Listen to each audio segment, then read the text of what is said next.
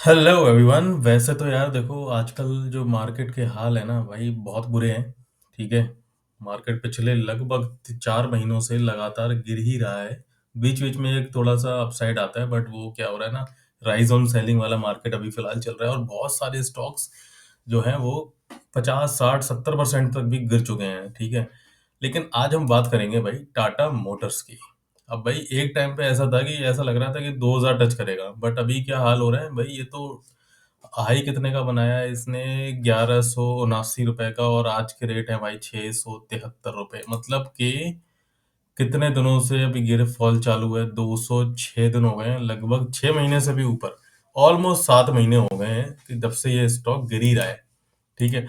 कितना करेक्शन आ गया है, अगर हम टॉप से नीचे आज की बात करेंगे तो लगभग 43% ये स्टॉक करेक्ट हो चुका है। तो जितने भी एक्सपर्ट थे मार्केट में कि टाटा मोटर्स 2000 टच करेगा, ये होगा, वो सब चुपचाप बैठे हुए हैं, कोई किसी के पास किसी बात का कोई जवाब नहीं है।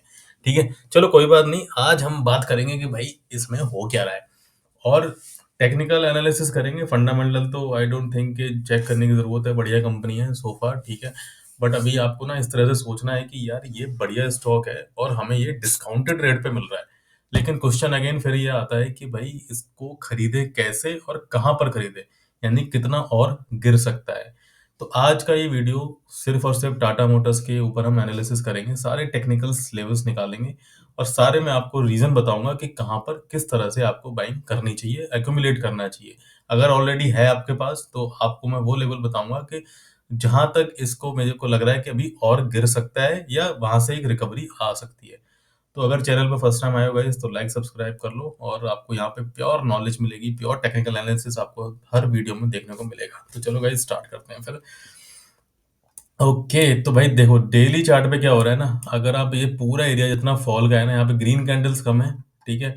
आपको रेड कैंडल्स ही रेड कैंडल्स दिख रही हैं, मतलब कि अभी भी भाई सेलिंग प्रेशर अभी बना हुआ है। ठीक है।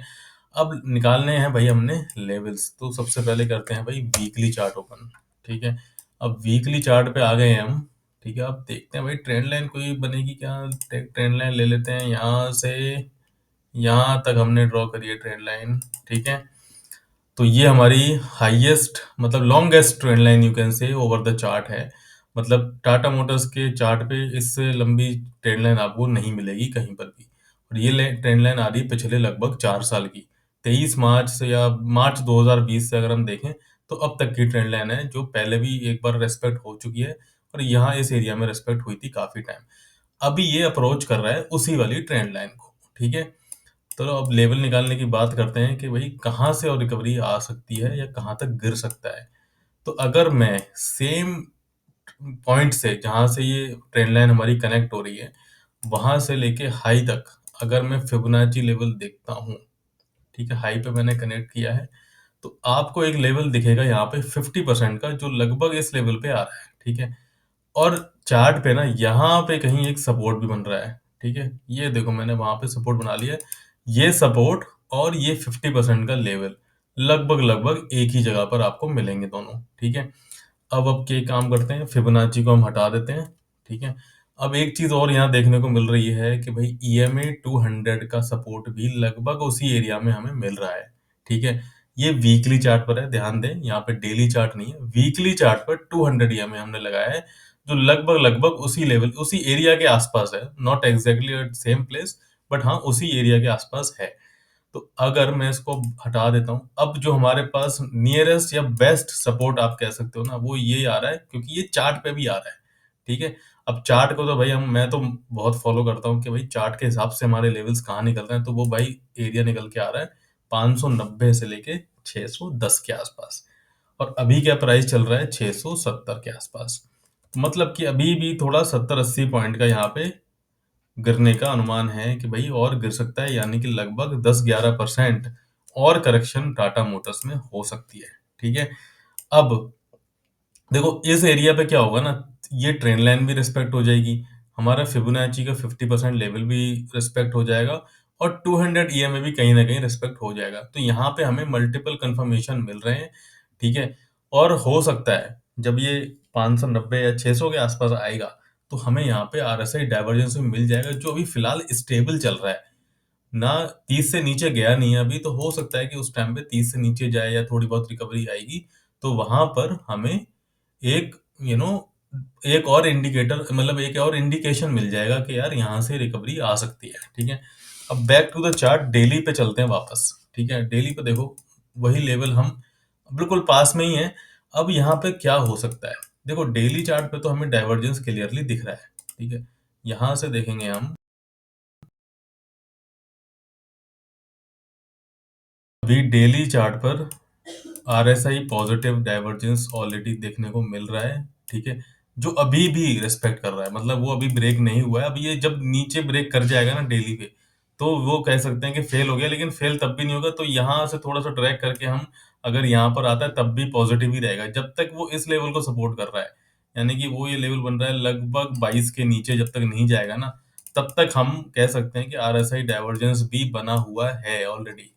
अब ये जो अप्रोच है ना, वो धीरे धीरे करके आ रही है। ठीक है, अब आपको किस तरीके से आप बाइंग प्लान कर सकते हो फाइनली, जब ये 600 के आसपास आए। पहली बात तो अभी बाइंग मत करो, क्योंकि जो हाल मार्केट के हैं और जिस हिसाब से स्टॉक गिर भी रहा है, तो अभी हम अक्यूमुलेट करना शुरू नहीं करेंगे। ठीक है, हमें वेट करना है जब वो 600 के आसपास आ जाता है, 610, और वो भी तब जब हमें कोई बाइंग सिग्नल दिखेगा। अब बाइंग सिग्नल कौन सा हो सकता है, कि भाई कोई बुलिश एंगल्फिंग मिल जाए, यानी कि इस जगह पर, सपोर्ट की जगह पर अगर कोई ऐसी कैंडल मिल रही है, ये दिख रही है आपको कैंडल, ऐसी कैंडल मिल रही है जो पिछली रेड कैंडल या ग्रीन कैंडल कोई सी भी है, उसको पूरा शेडो कर लेती है, पूरा एनगल्फ कर लेती है।